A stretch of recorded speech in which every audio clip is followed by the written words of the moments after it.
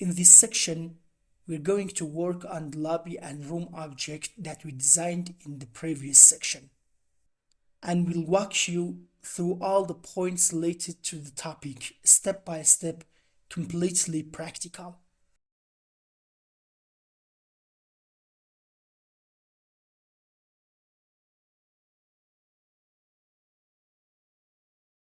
So first, click on the plus icon, go to scripting, create a new script named menu.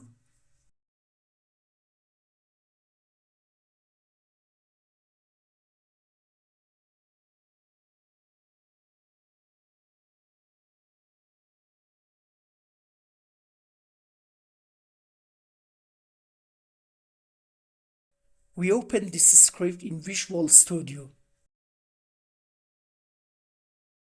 We're not working with these items here. We just create a new public string field called menu name. And don't forget to add this realizable attribute because this class is going to be used later inside the list.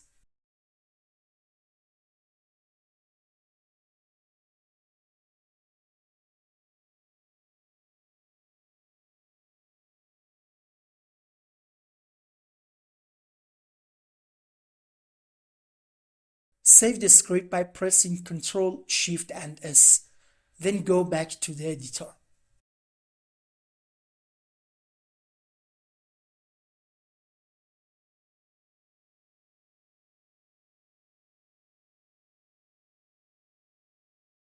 Expand the canvas object. Select all of these objects. Attach the menu script to all of them. Copy the name of each object and paste it into the menu name field.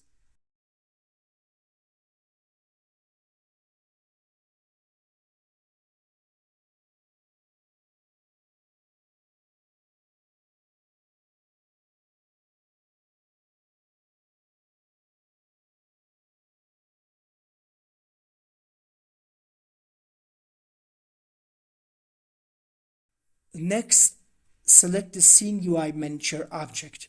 Click on the Add Component button and create a new script. Name this script Pawn Manager and double-click to open it in Visual Studio. In this script, we're going to write all the code needed for project setup and connecting to Photon servers.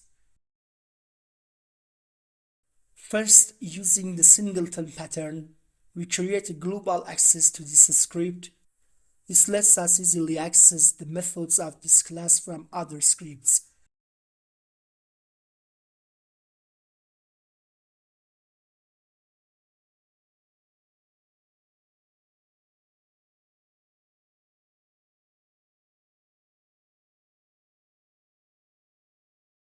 So we define a static field called instance of this script type. Then we create fields of type TMP input and TMP text according to our design. We'll assign this in the editor later.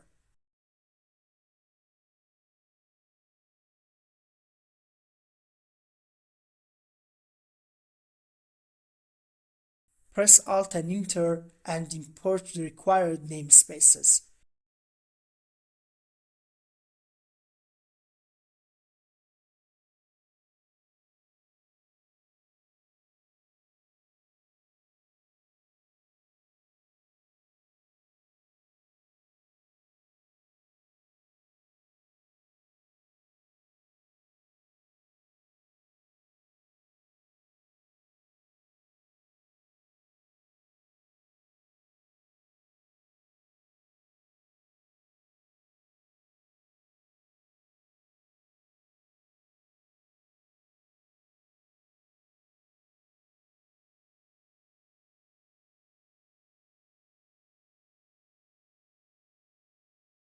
Here we create a public field of type GameObject for the loading object.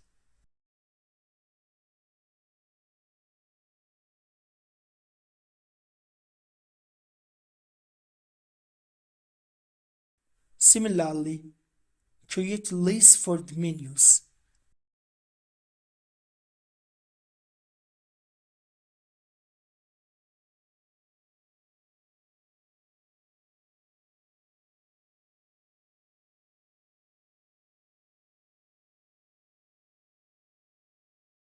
For the buttons in the design, create corresponding fields as well.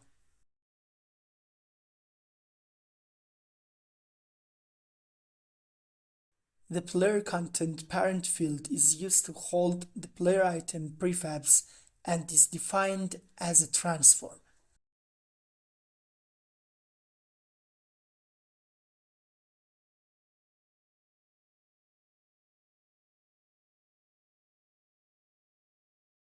Then we have the player item prefab itself, which is defined as a game object.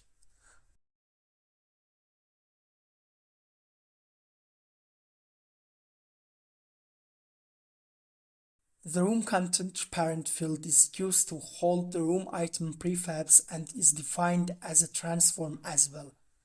Then similar to before, we have the room item prefab, which is also defined as a game object.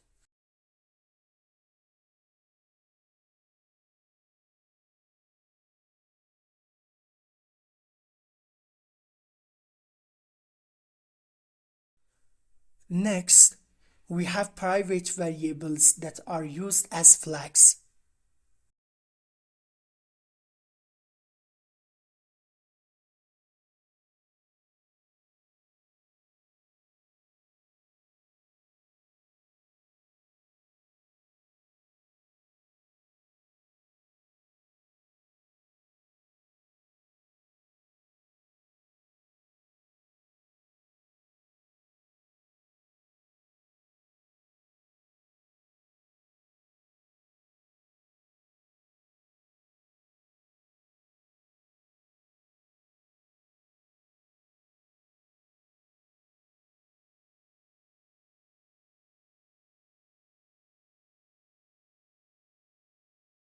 For the nickname input text property, we want to assign random values at the start of execution. We do it like this.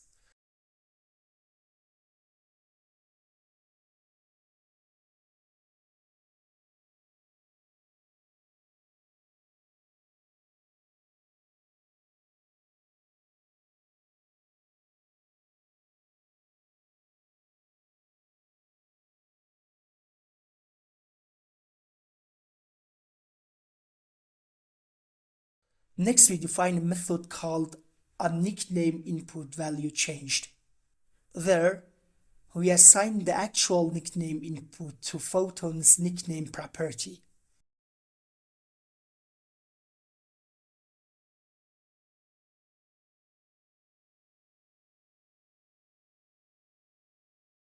By pressing Alt and Enter in Visual Studio, you can easily generate this method. We don't need this exception here.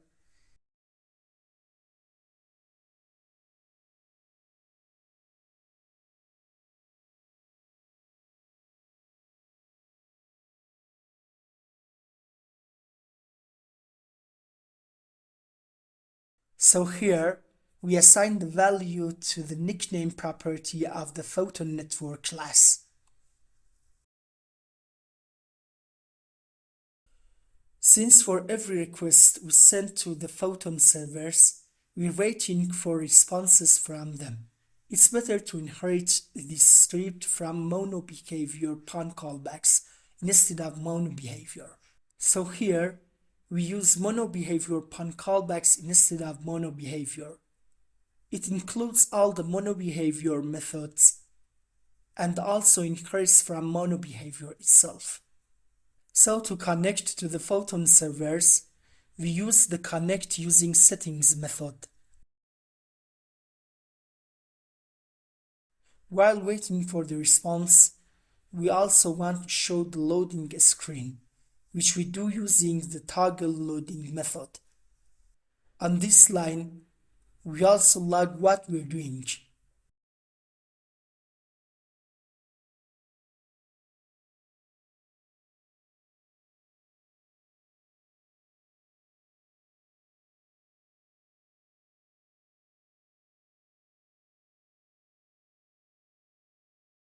In this method, using a coroutine, we set the loading object active or inactive based on the defined flag.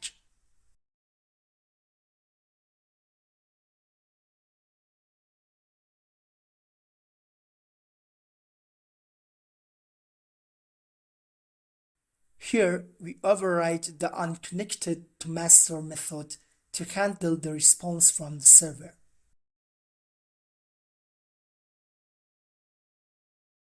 We replace this line of code and change the word connecting to connected. After connecting to Photon engine, we need to join the lobby.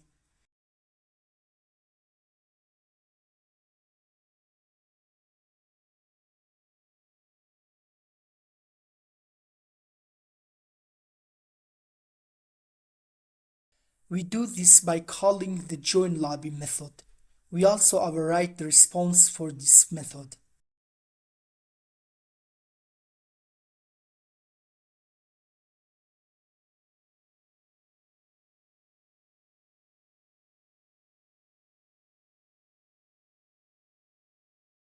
Then we copy and paste the same line of code here and replace it with join lobby.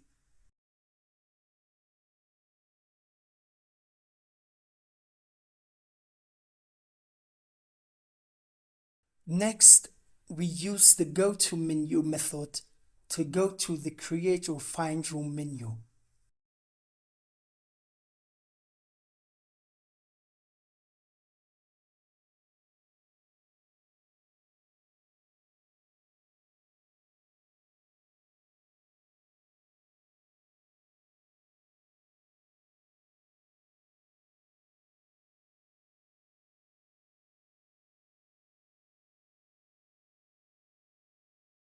This method takes an argument of type string and switches between menus based on it. Here, using a for each loop, we compare all menus with the menu name variable. If they match, it's enabled, otherwise it's disabled.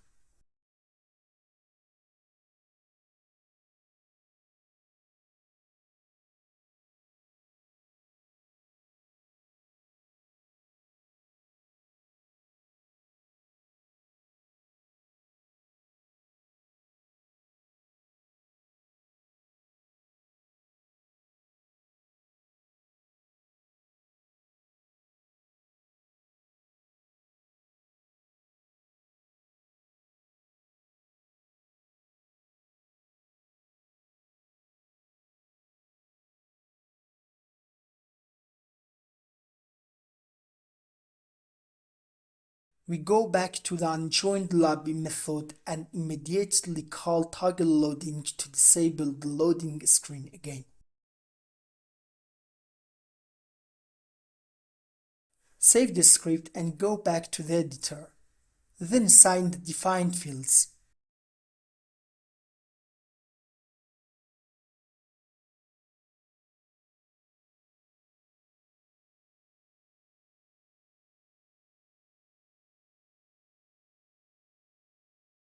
We assign this to this field. Do the same for the remaining field.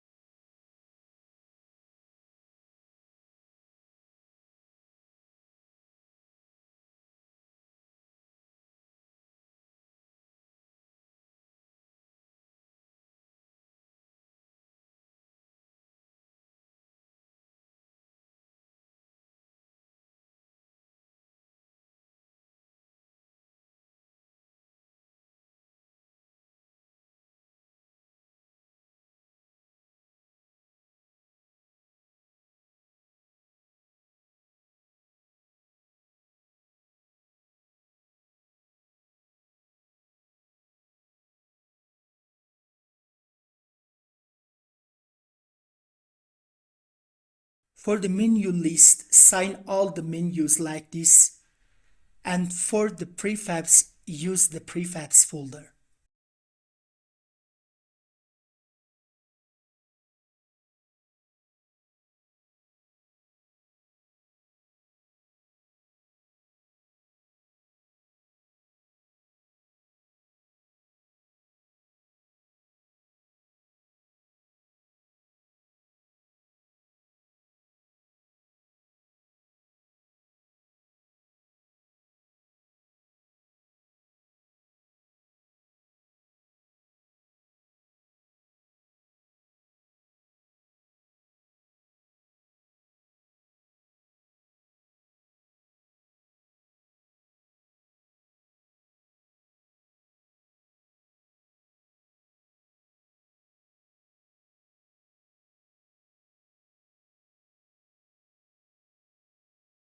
For the room content parent, assign this.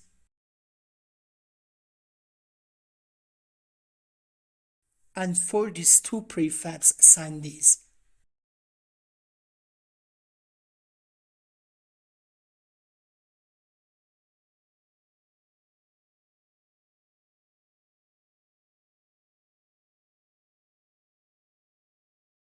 Make sure your internet connection is stable and run the game once.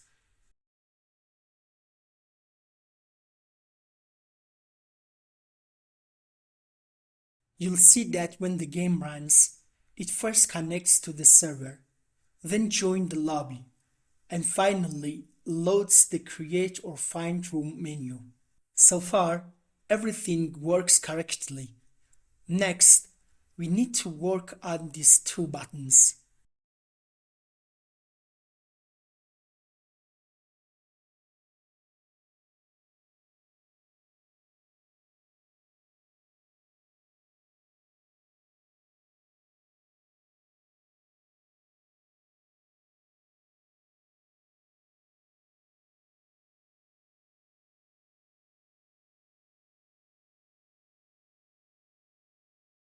So first, select the Open Create Room button, click the plus icon on this button and create a new event.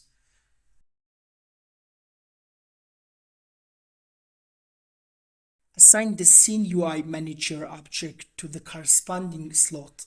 Here, select the GoToMenu method.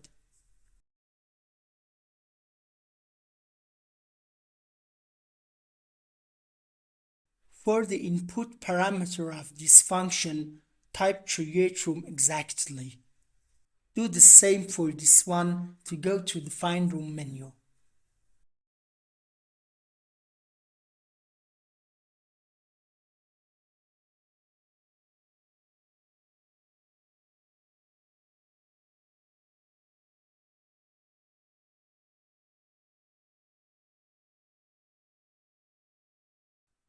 Run the game one more time.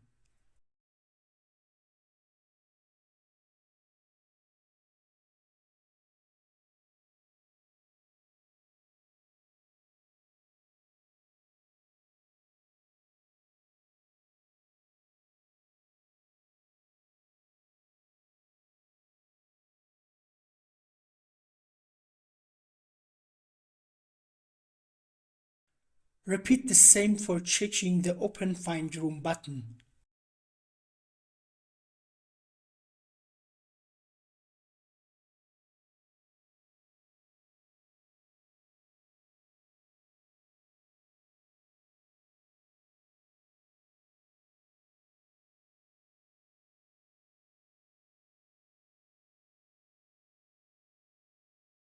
Go back to Visual Studio and continue with the work. We don't need the update method for now, so we delete it and replace it with the Create Room method.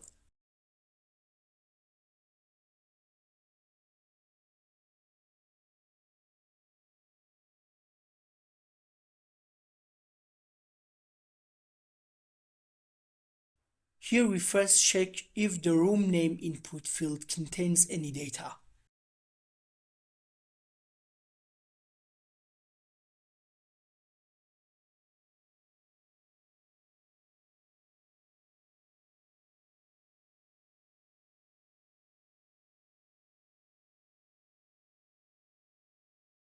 If this condition is true, the function returns and nothing happens.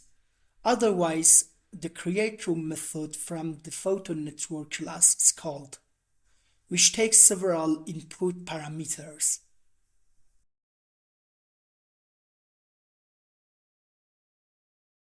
The first parameter is room name, which is fed from the room name input. And the next parameter is the room options, which we created new instance of.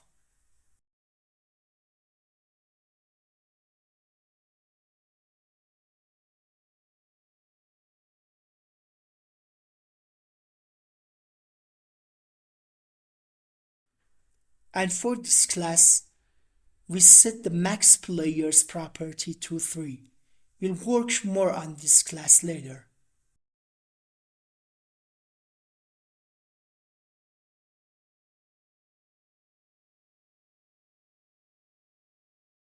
Here we log the result once more to see how it's working. And then we call the toggle loading method.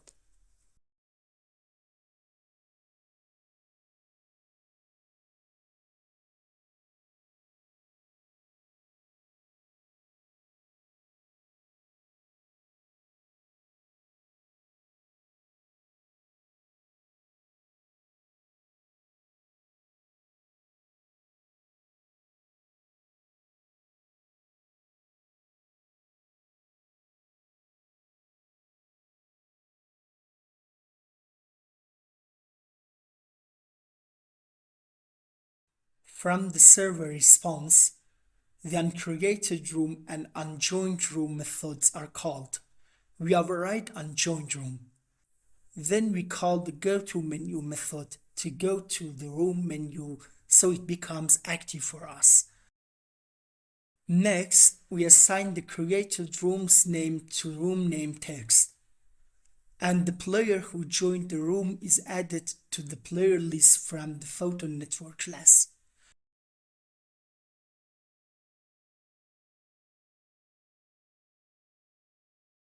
The result is stored as an array of players in the players variable, which is of type player.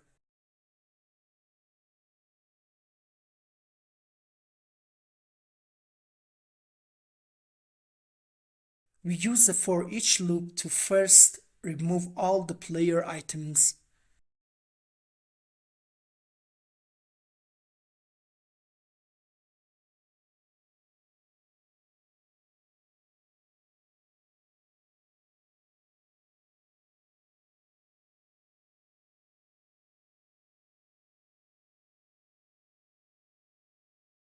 Then, using a for loop, we add player items to the player content parent according to the number of players in the players array.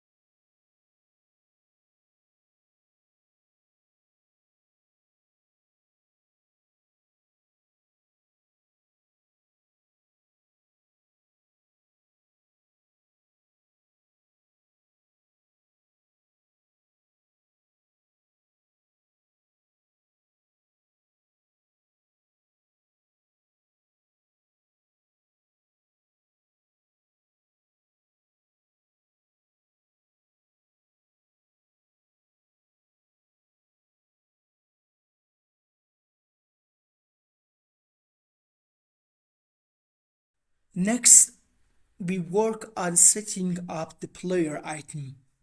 So we go back to the editor.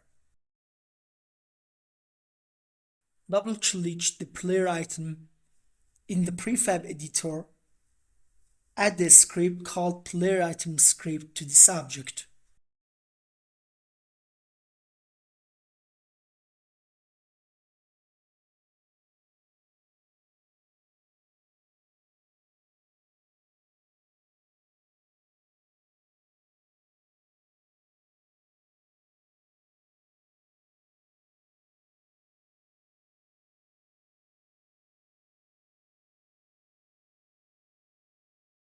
For the player nickname text, set the player nickname in the text inputs and change the text wrapping mode attribute to no wrap.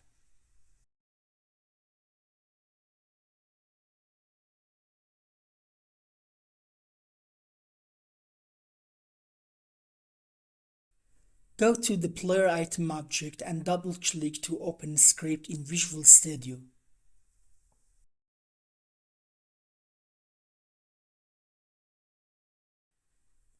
We don't need this, so we create a field of type button.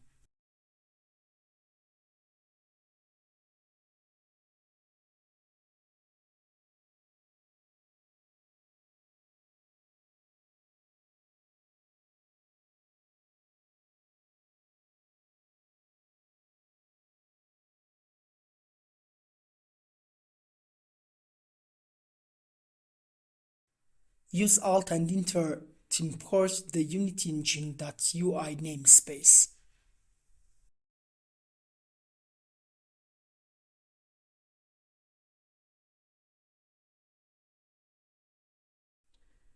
On the next line, create the player name text field, then define the player avatar field.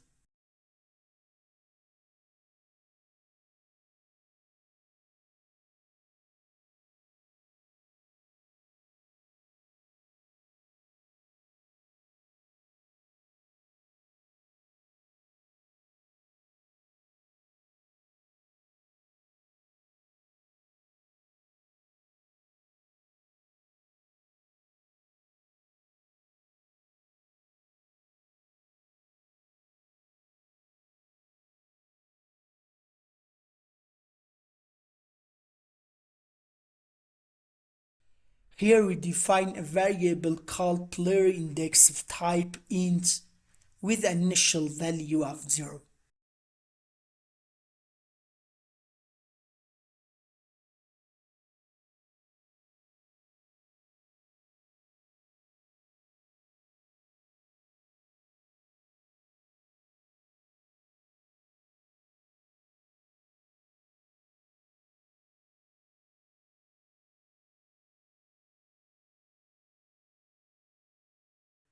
We also need a list of sprites to store the different avatars defined as a public.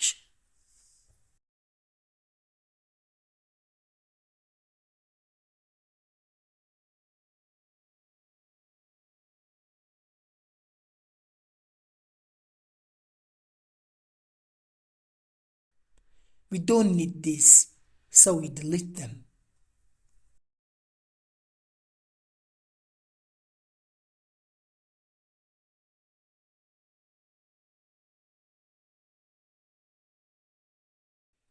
Next, we want to define a method to set up the player. So we create the setup method like this.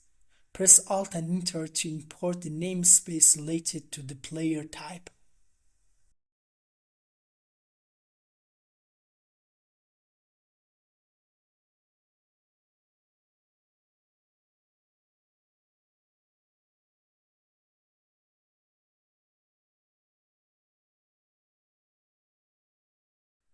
Then create a private player variable. Inside the setup method, assign the local player variable to this.player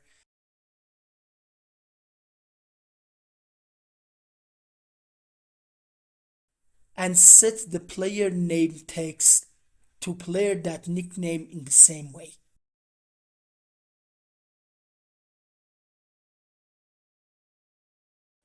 Next, we're going to work with the hash table data structure in Unity and C#. Hash tables are used in networked games built with Photon for custom properties. They're used to store player information during the game. So here, we create a variable of type hash table called player properties.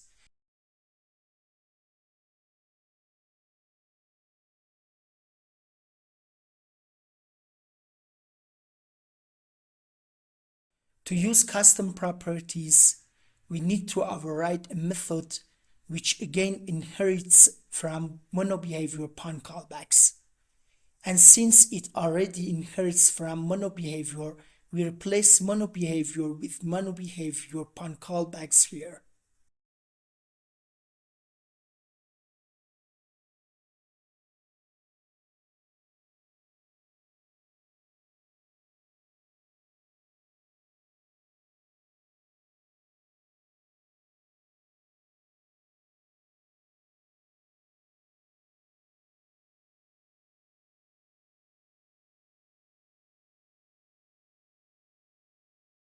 We create a new method called changePlayer, which is used to change the player in the player item.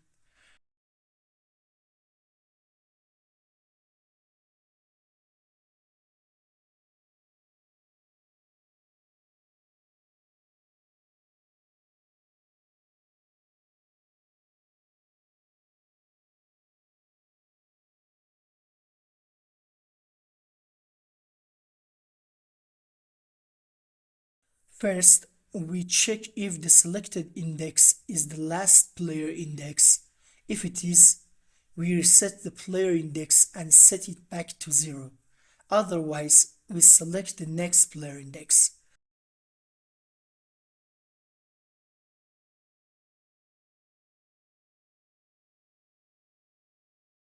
Next, we use a hash table to store this index.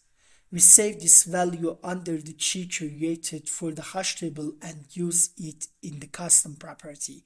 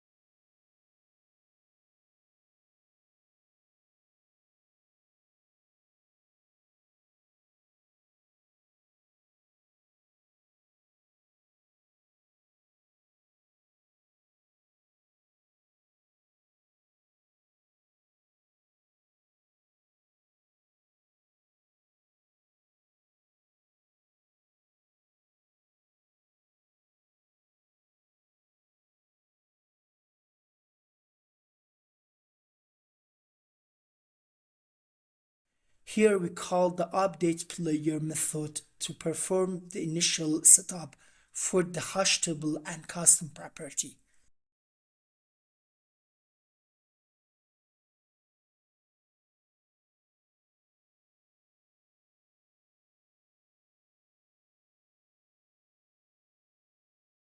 Here we first check if the custom property contains the player index key.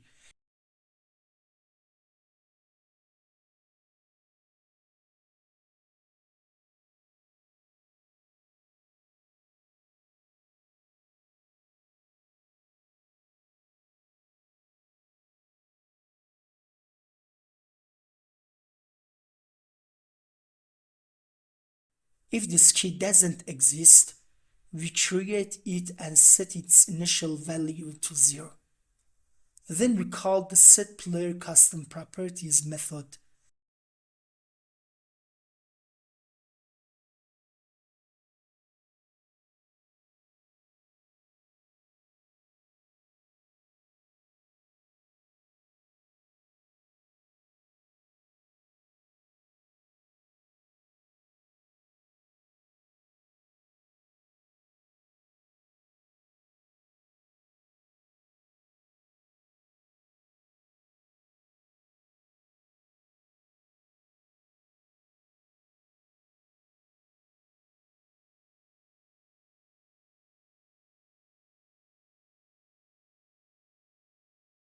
Calling this method immediately triggers the onPlayerProperties update callback as well.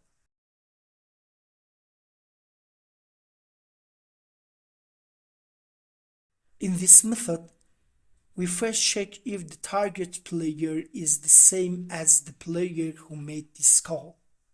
If the condition is true, we return to the update player method. In this case, the condition inside that method is satisfied, and the index stored in the custom property is used as the index for the avatar's array. It is then assigned to player avatar.sprite.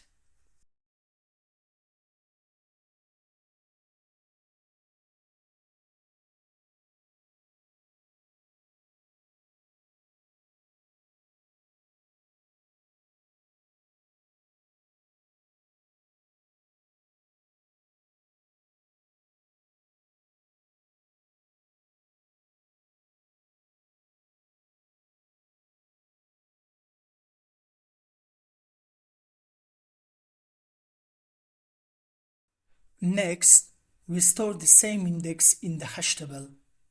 But this isn't really necessary, so you can skip this line.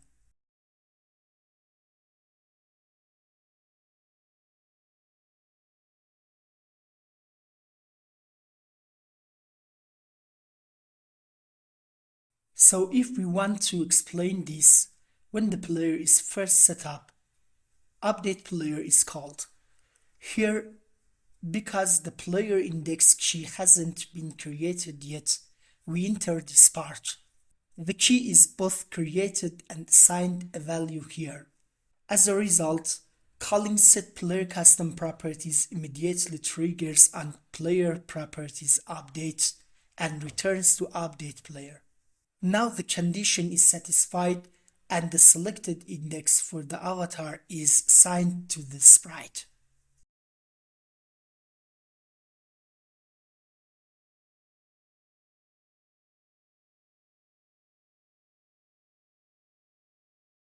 And this process is repeated when we use the change player method as well, exactly in the way we highlight the lines.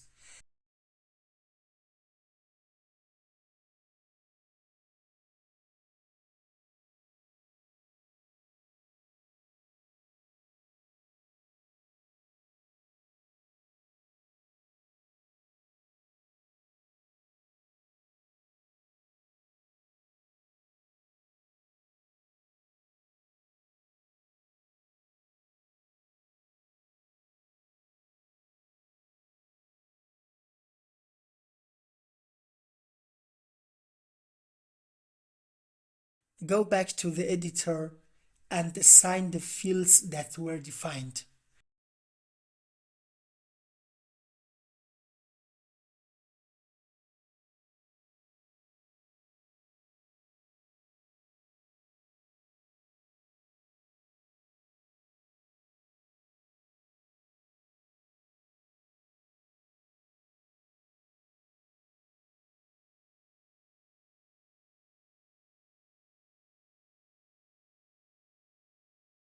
We don't need this yellow tank sprite. And do the same for the remaining items, that is, these items.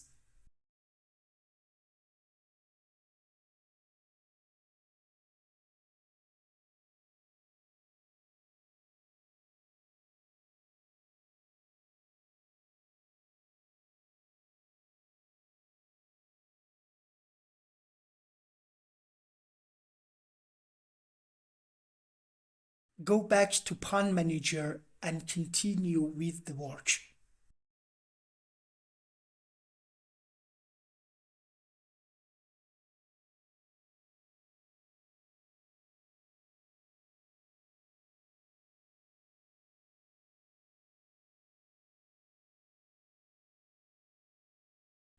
So here, we assign the player item script component from the player object to the player item script variable and call the setup method.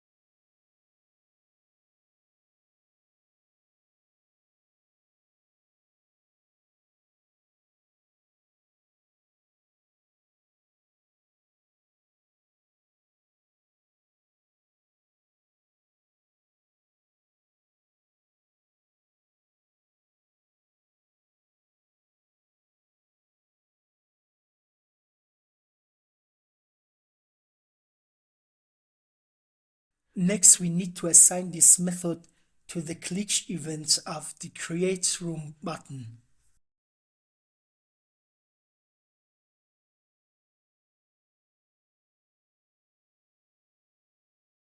So go back to the editor, select the Create Room button, click the plus button to add a new event, and assign this method like this.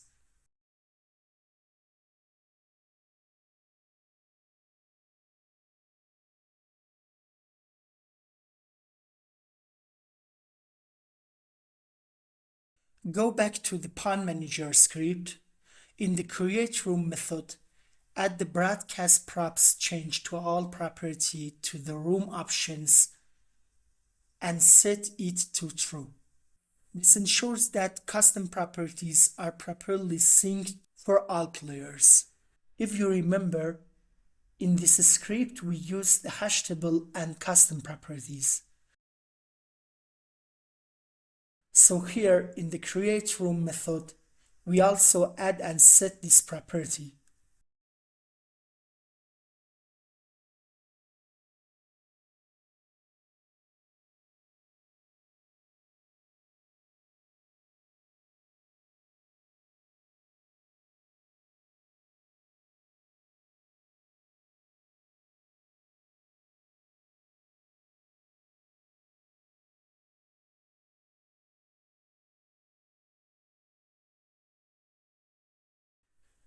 So make sure this is also added.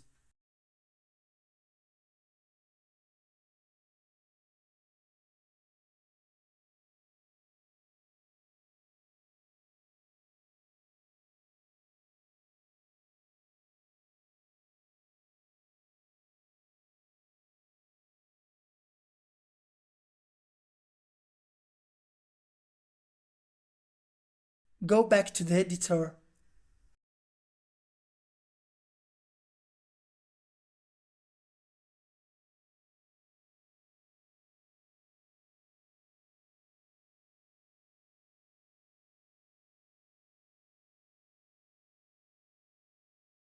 Double-click the player item and select the Change Player button.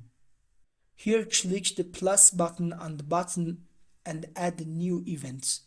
Drag and drop the player item object into this slot and select the Change Player method for this event.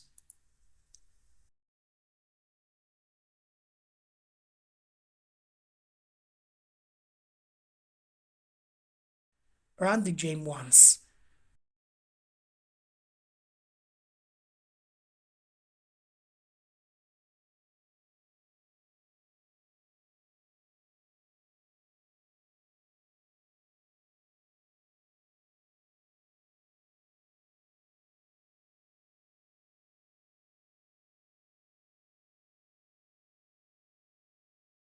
If you notice, it's working correctly and there is no problem. But we need to swap the position of these two buttons and we want start game to be on the right.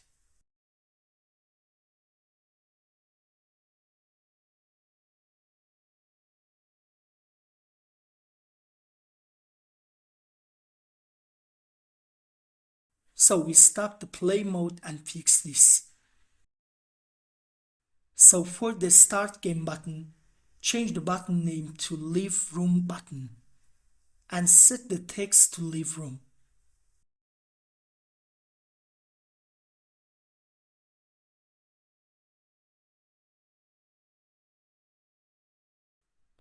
Do the same for the leave room button as well.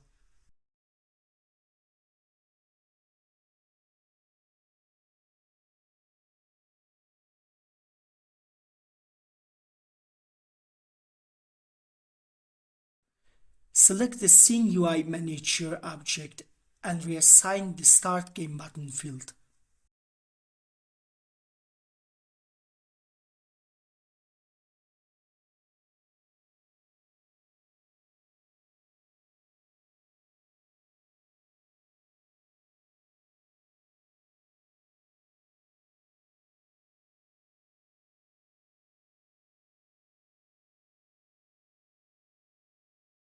Click the play button here to run the game once more.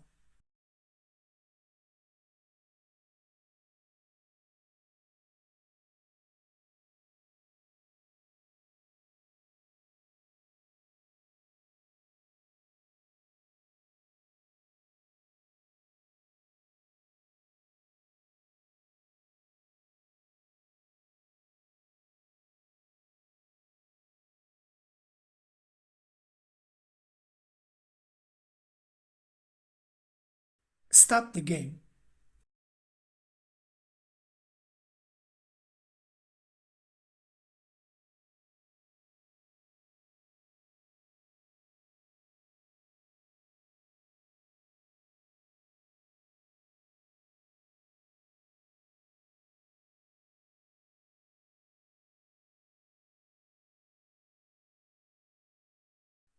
In this part, we're going to work on this page.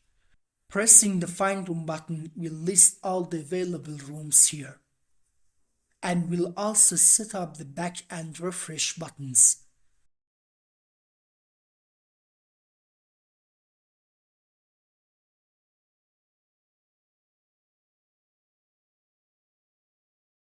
So we go to Pan Manager and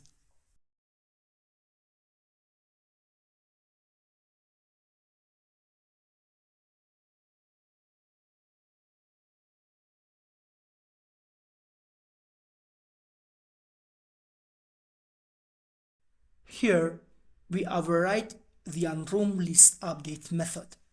This method is called whenever a room is updated or created. If you go to OnRoom list update method and press F12, you will see that nothing is defined in its body. Like the previous cases, you can delete this as well. First, using a for each loop, we remove all the room items that were added as children of room content parent.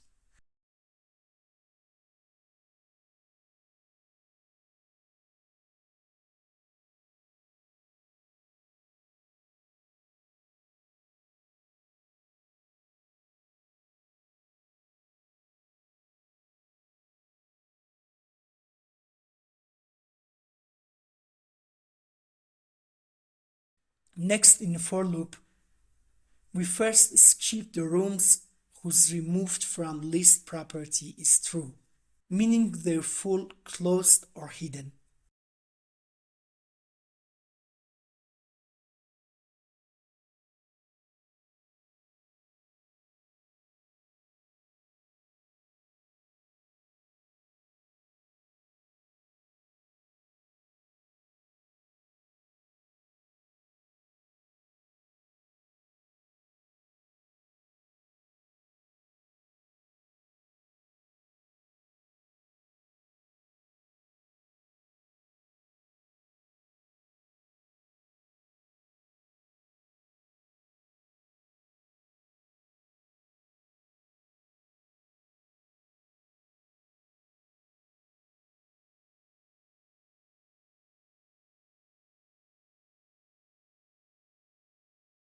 For the remaining rooms, we create a room item object and set it as a child of the room content parent object.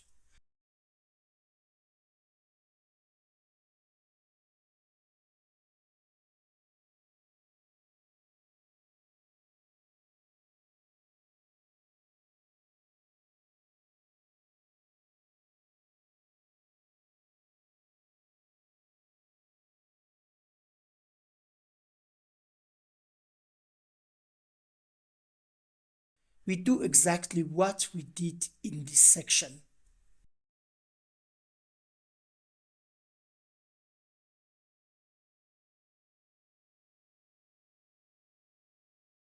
So we go back to the editor, and by going to the prefab editor for the room item object, we add the room item script to it.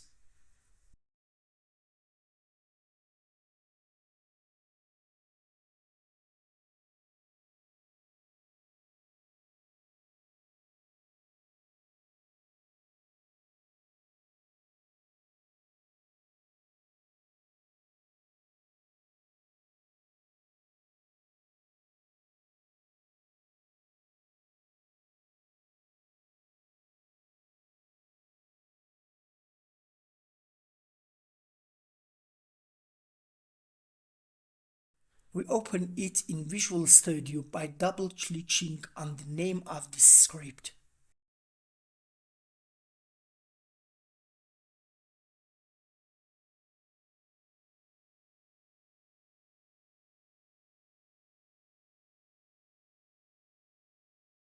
We do not need this code, and we delete all of it. Here we create a field of type TMP text with the name room name text.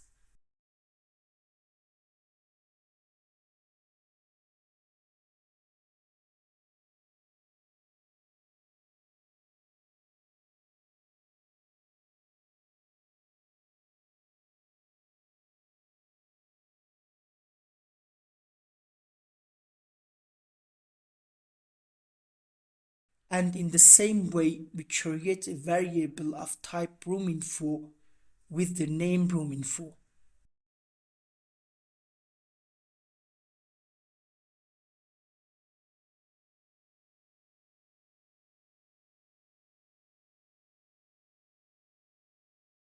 Here we define the setup method and we use this method to set up the room.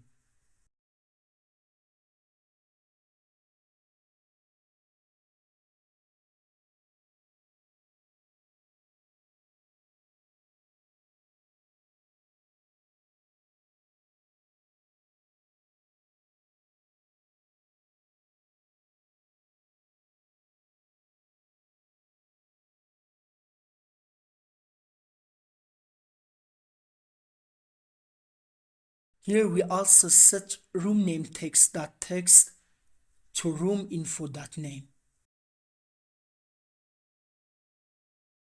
To import the namespaces you need, use the Alt and Enter keys.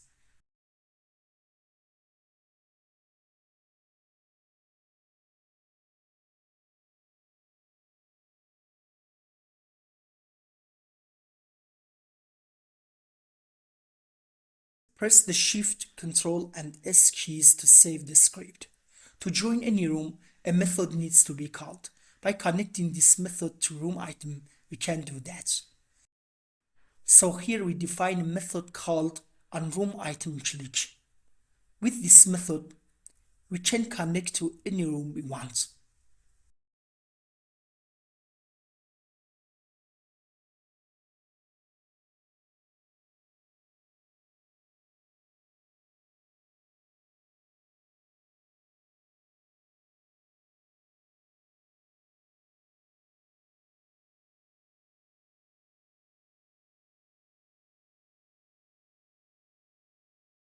We go back to the Photon Manager script. Here we also define the joinRoom method. In this method, by calling joinRoom from the Photon network class, we can enter the room we created.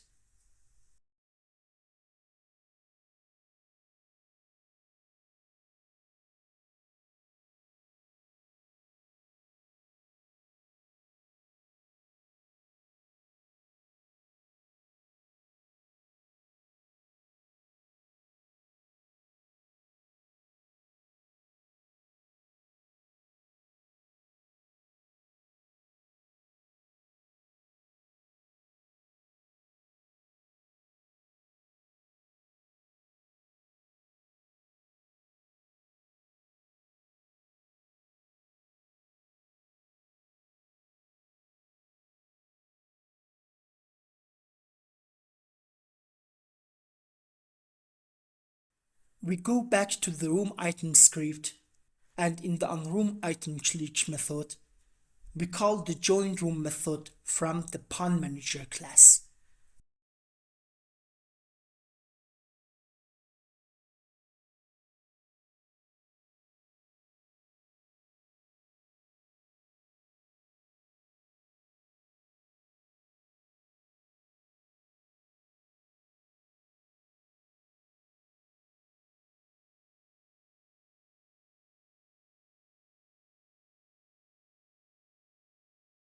If you notice, by calling the joinRoom method, the onJoinedRoom and onJoinedRoomFail methods are also called.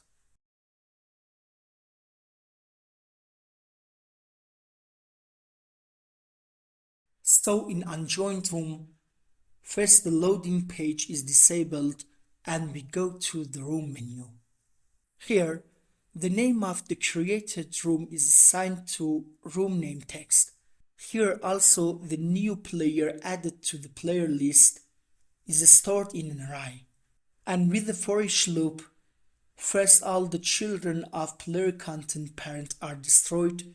Then in the next loop, for each player, a player item is added. So here, just like in player item script,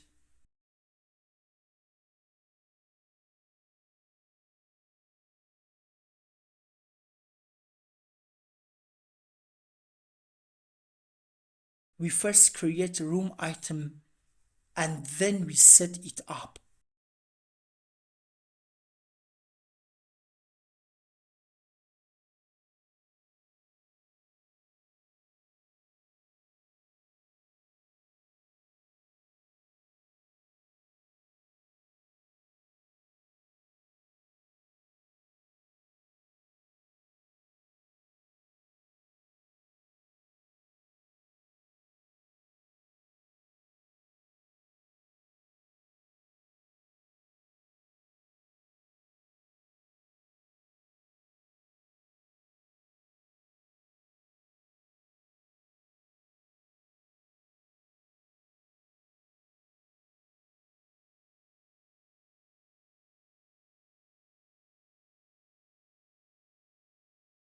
So whenever this function join room is called in room item click, that means in fact at this line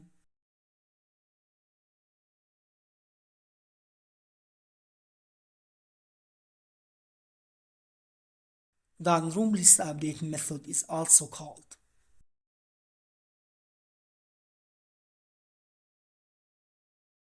And in the same way, when create room is called, then in unjoined room, unroom list update is also called immediately.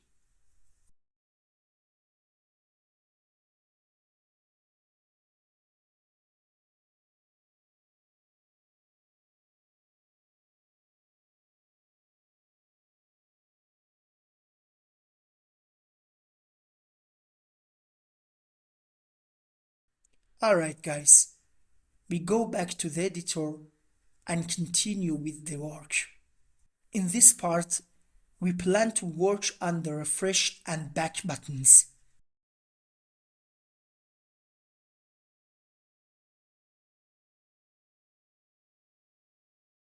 We go back to the scene and select the back button and click the plus button. Drag and drop the Scene UI Manager script into this slot for the event, and we choose the go-to menu method for it. For the parameter it has, we enter create or find room.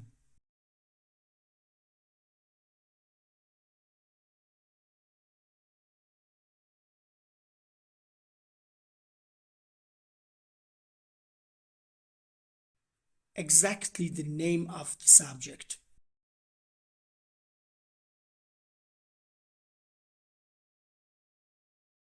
For the refresh button, we also select the object and add an event.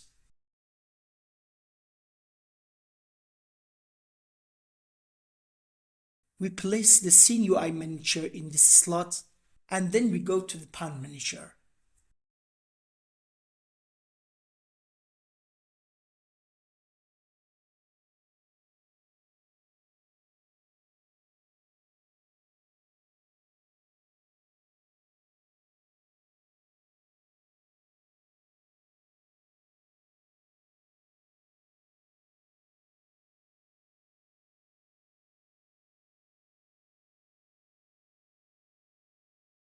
Here we create the refresh room list method, and in the same way, the refresh room list coroutine.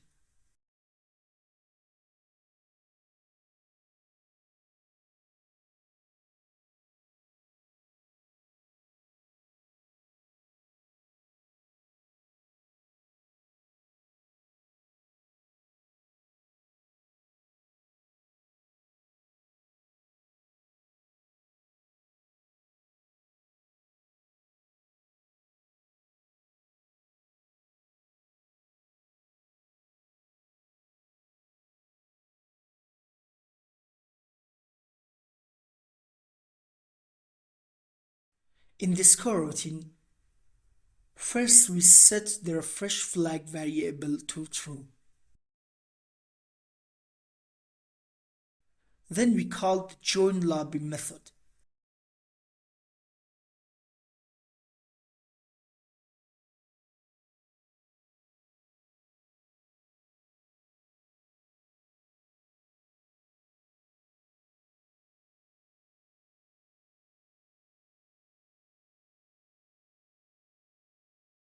After a few seconds, we reset the refresh flag again.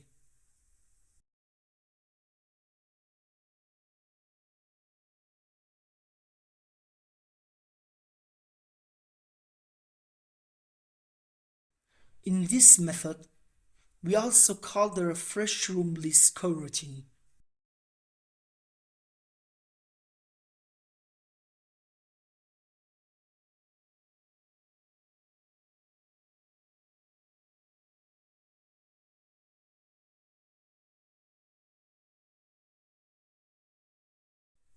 Our goal in setting refresh flag to true and calling join lobby is to indirectly trigger the room list update method. In fact, it works like this. First, refresh flag is set to true. Then join lobby is called.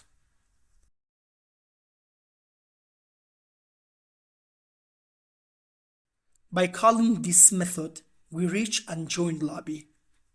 Here, by using refresh flag, not only do we prevent the following lines from executing, but indirectly, we have also triggered a room list update.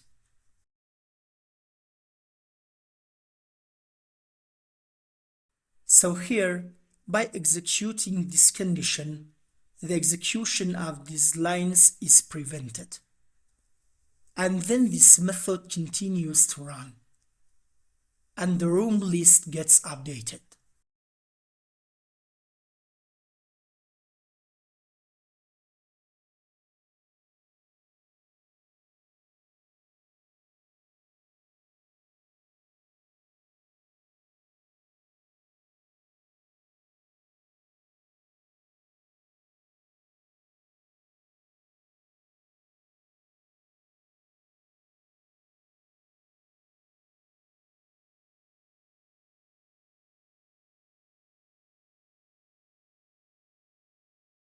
So once again, if we want to review, by executing this line, the refresh room list coroutine method is called.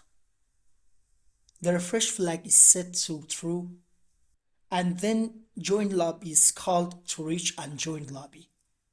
Here, with refresh flag being true, we not only prevent these lines from executing, but also indirectly trigger the unroom list update method.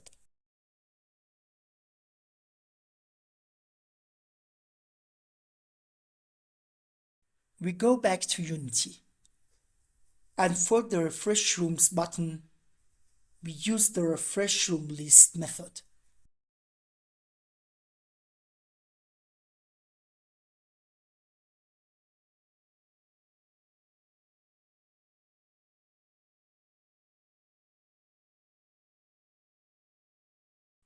In this script, we also need to use the unroom item glitch method in the room item prefab. So we go back to Unity,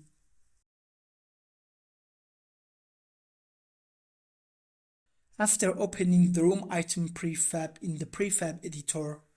First, we assign this text to the field in the script and name it.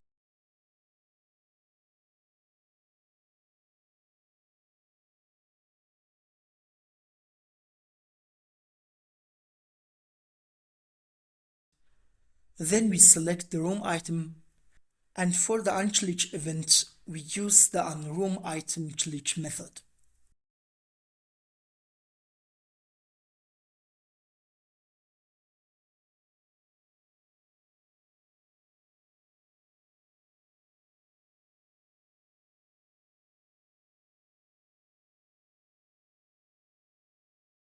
We go back to the scene, and in the file menu, we select build profiles.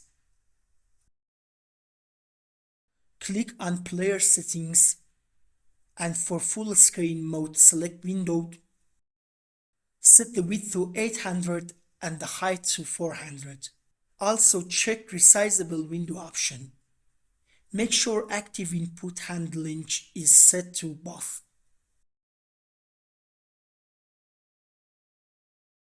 And finally, click the build button and create and select a folder of your choice.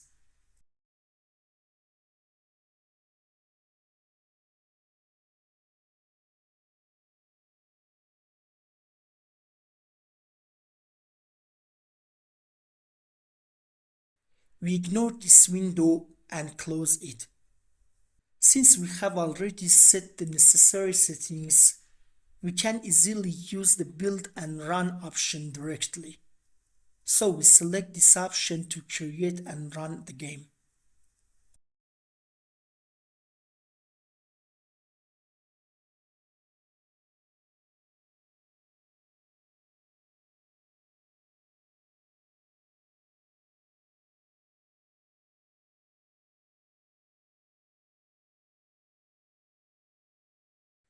In the editor, also press the play button.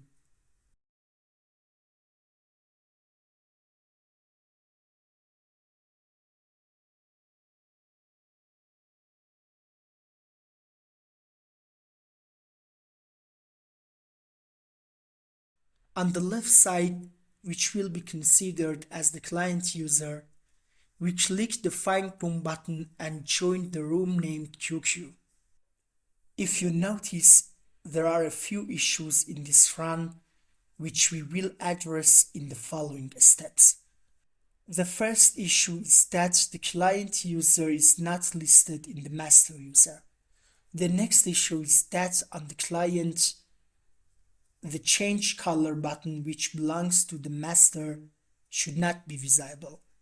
In the same way, the Start Game button shouldn't be seen by the client user and should only be visible to the master user.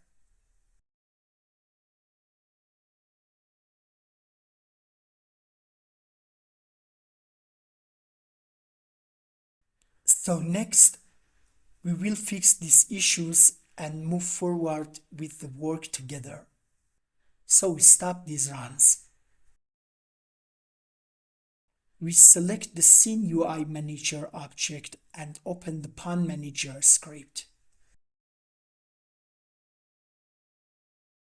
To fix the issue of Start Game button being visible to the client user, knowing that when a user joins, we can detect whether they are the master or a client, we can use this feature to enable or disable the button accordingly.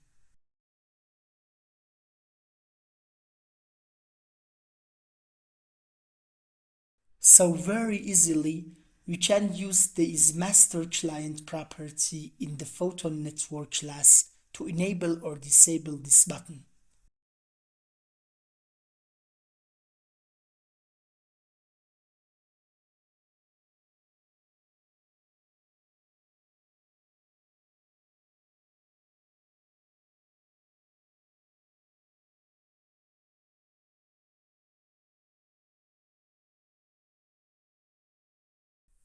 So we add this line of code here to fix this issue.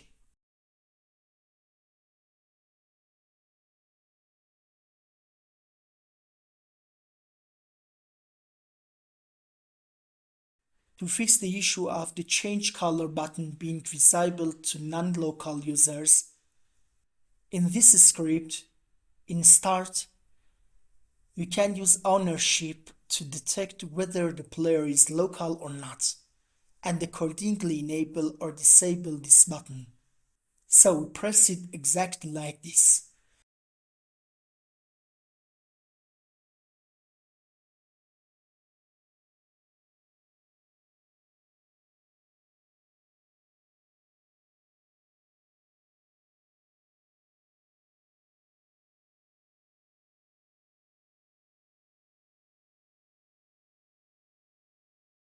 To fix the issue of the client user not being listed in the master user, in the Pawn Manager script, we override a method called onPlayerEnteredRoom, which is called whenever any player joins any room.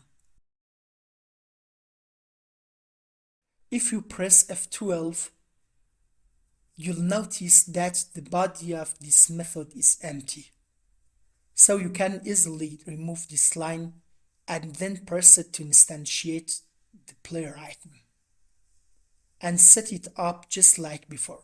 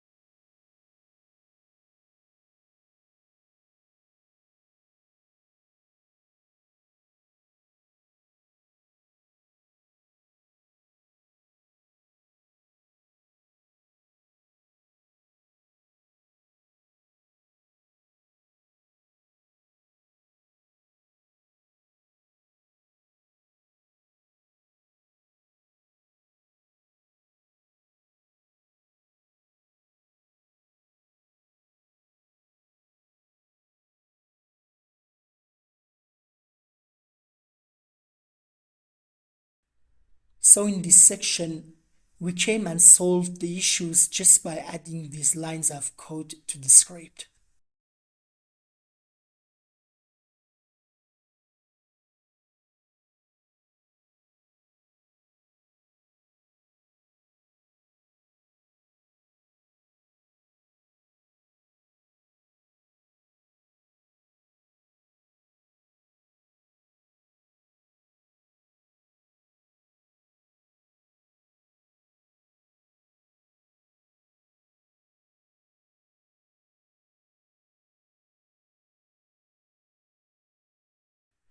We go back to Unity and play the game once again.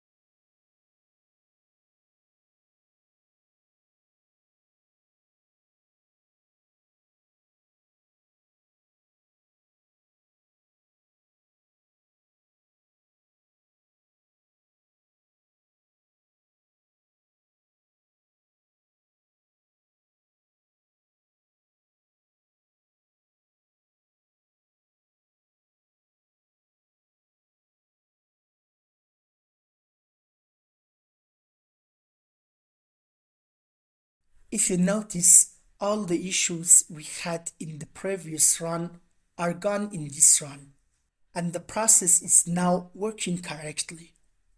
As you can see, the client user is listed in the master. The start game button is only available for the master player, and the change color button is only visible for the local player. And the data synchronization is also working correctly.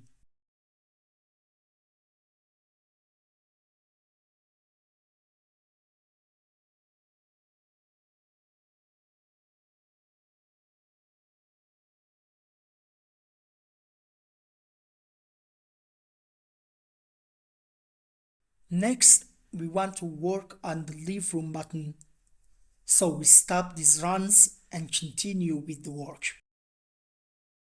Which means in fact this button.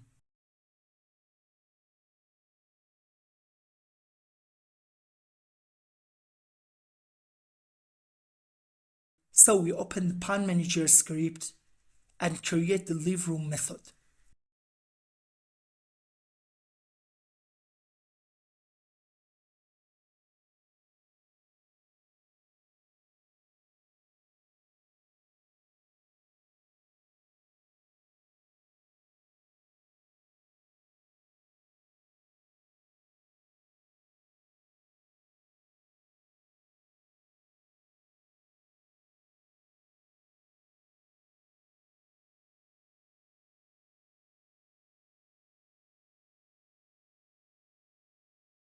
Here, to leave a room, we call the leave room method from the Photon network class.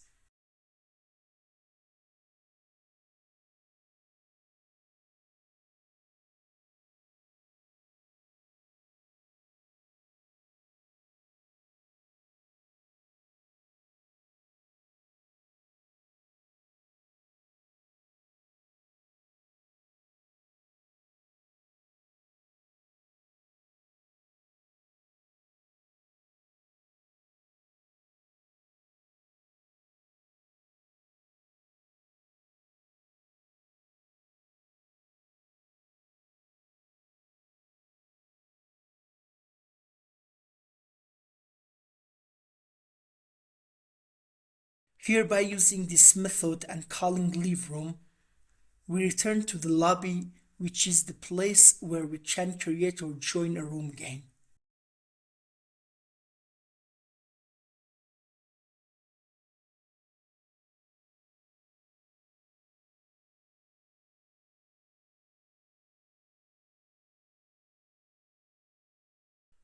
Just keep in mind that in response to calling the leave room method, other methods are also triggered. We will work on this next. So we go to the player item script.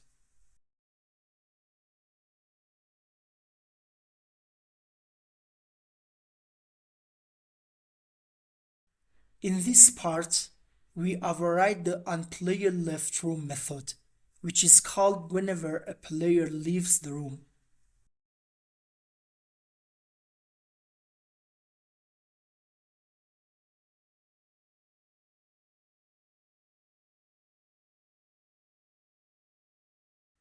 If you press F12 for this method, you'll see that it's empty and you can easily remove this line of code.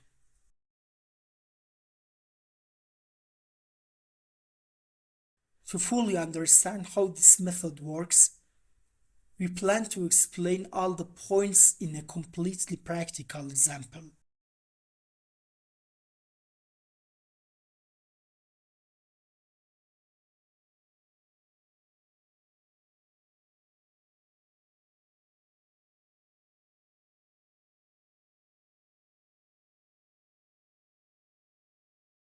So we go to the pawn manager script.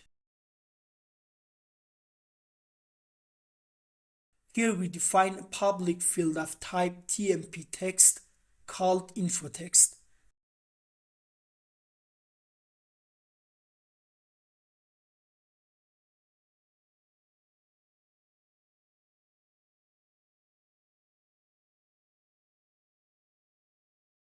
Now we go back to the editor and create this object and assign it to the corresponding field in the script.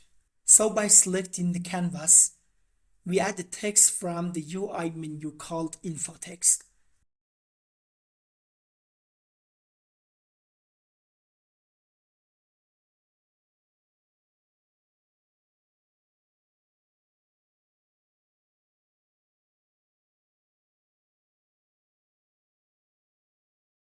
For the anchor preset, we select this option.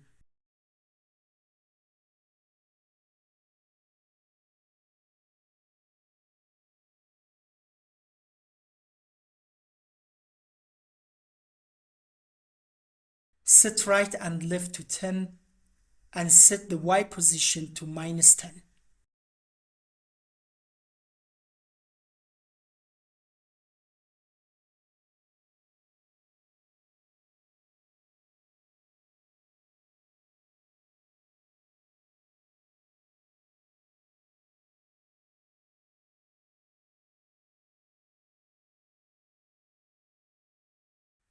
For alignment, we choose this option.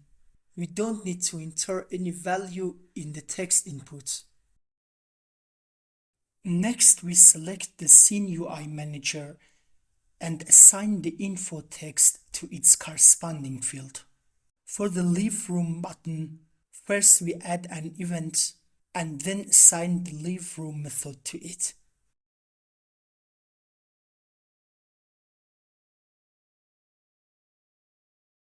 We go back to Visual Studio.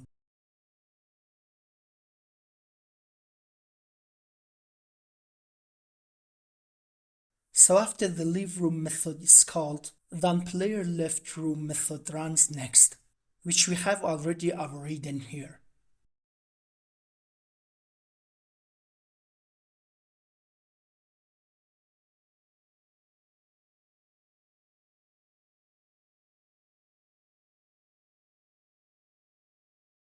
Now we assign this string to info text, in which we also use the other player variable.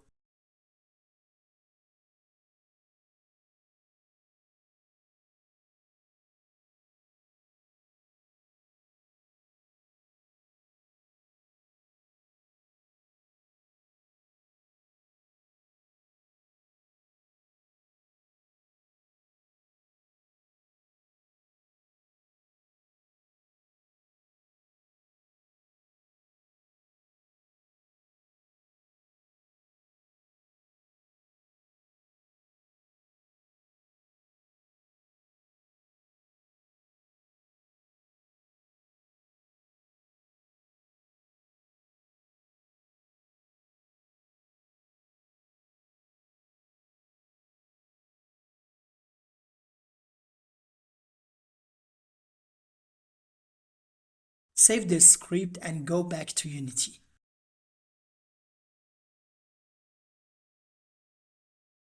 Now we want to build the game once and check how it works.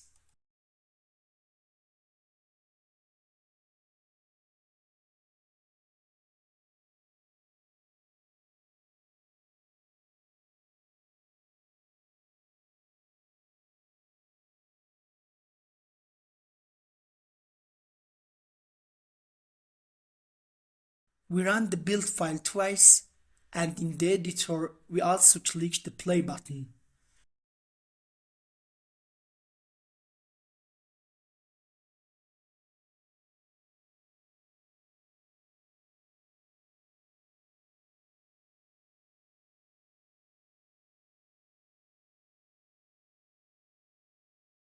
We consider the editor as the master player and click the Create Room button.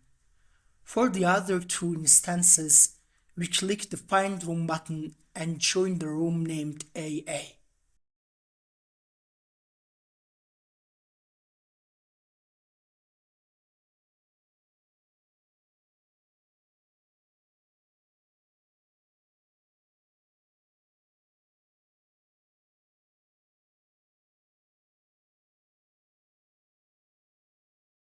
Now if we click the Leave Room button for the red tank, which is player 85, you'll see that for the remaining players, a message is sent indicating that player 85 has left the room for each player present in the room.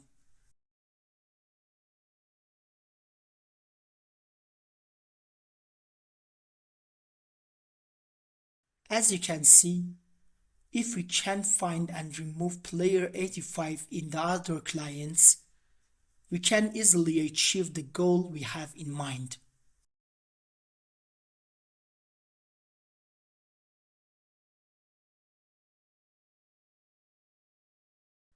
Now we go back to Visual Studio.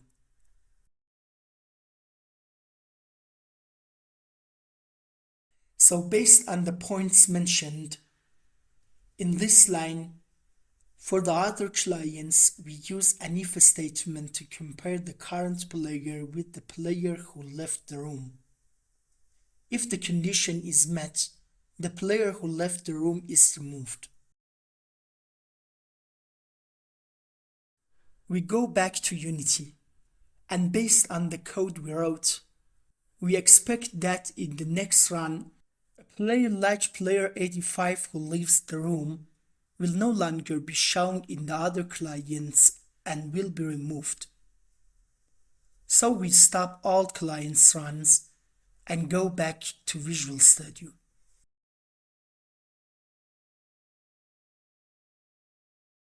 To get a better understanding of this, we copy this line from here and paste it there.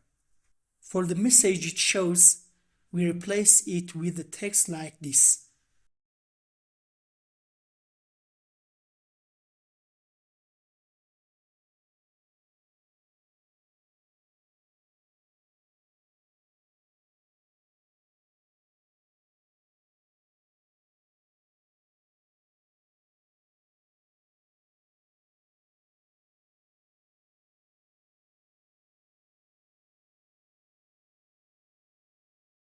We also comment out this line in this case. Save the script, and by going back to Unity, we build and run the game once again.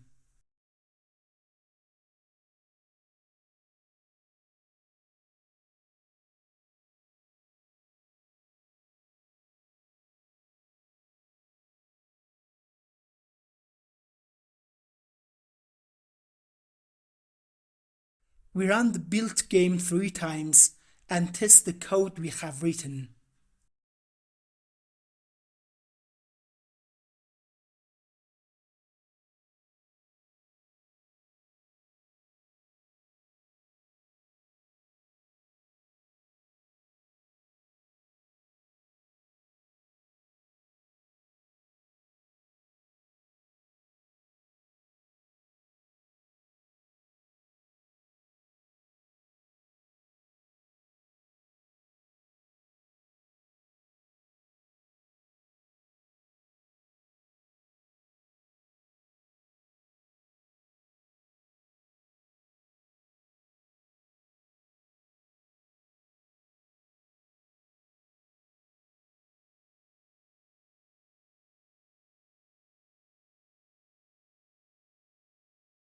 So far everything is working correctly. Now if we click leave room for this client should be removed in the other clients. And the message we wrote in the if statement should also be displayed. Yes, just as you saw, everything is working correctly. There are no issues in the game's performance so far, and the message is displayed properly. This one is also being removed correctly. We close all these windows and continue with the work.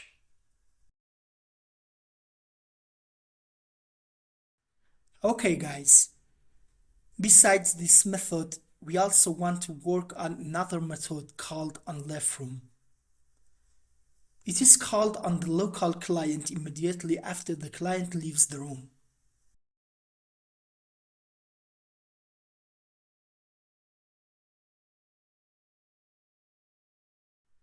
Here we also use this line to show the messages.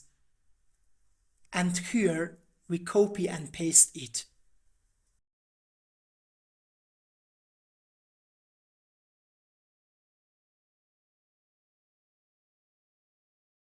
We choose and replace a message text with appropriate content. By pressing Ctrl Shift and S,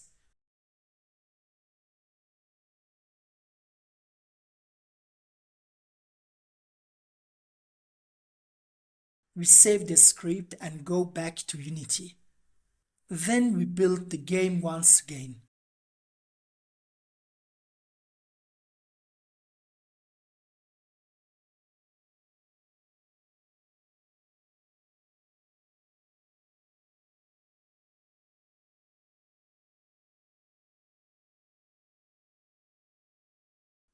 Run a few samples of the output file and act like we did before.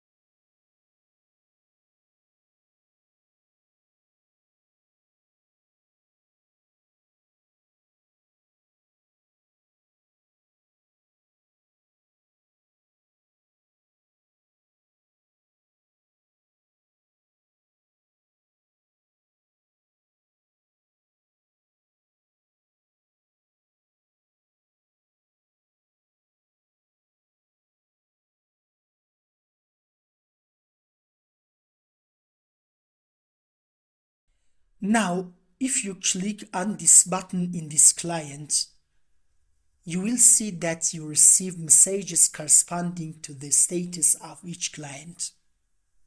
For the case when we click the Leave Room button on the master, even though the messages are displayed correctly, there is no longer a master player who can access the Start Game button. So next, we want to work on fixing this issue so that there is always a master player in the clients to start game. No need to these windows, so we close them all. And we go back to Visual Studio. We no longer need to run these lines related to showing messages, so we comment them out.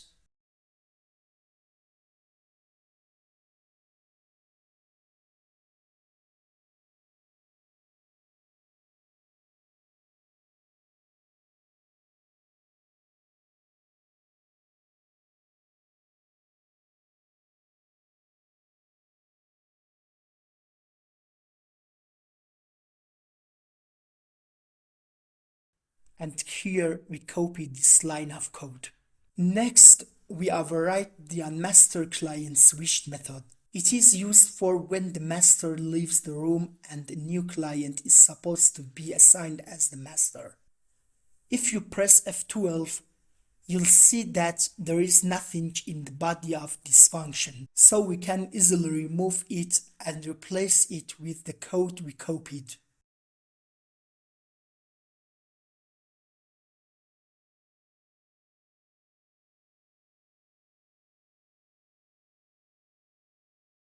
This method is called when the master leaves the room and a new client is assigned as the master. And by adding this line of code, we enable the Start Game button for the new master.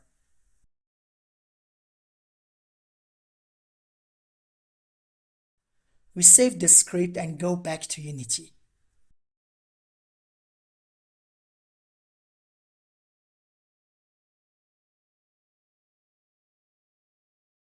Next, for the final test, click on Build and Run from the File menu.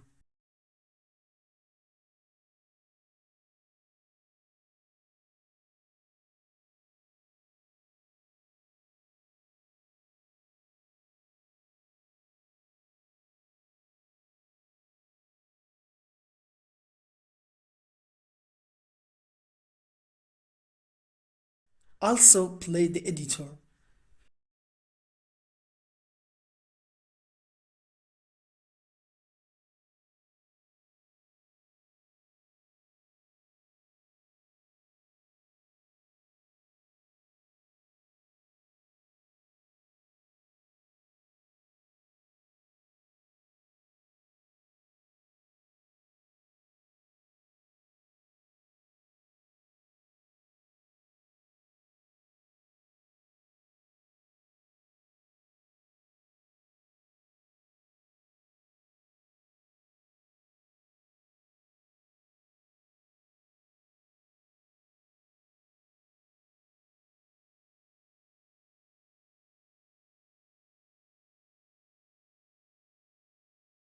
Here, the player on the right is considered the master, and the one on the left is considered the client.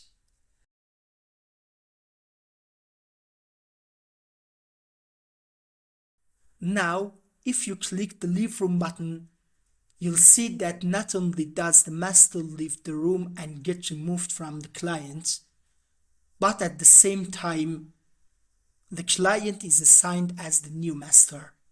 And this is exactly what we were looking for. In the next section, we work on the Start Game button.